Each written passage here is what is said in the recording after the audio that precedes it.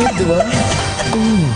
Sobrang grateful, kuya. Sobrang happy, sobrang blessed na lahat po talaga ng memories, good memories, bad memories, nag-flashback po dito po sa loob ng inyong bahay. Lahat na naging hamon na hinarap po namin, hinarap ko dito po sa loob ng inyong bahay. Sobrang naging worth it po siya. The next spot, atin yung yun. Atin yung, di ba? Ralph at Will, kunin nyo na ang pwesto ninyo at tumuntong sa inyong Big Four platform. The help of Will, na malapit ko nang never maging duo, kuya. Na malapit ko nang never makita ulit hanggang sa big night.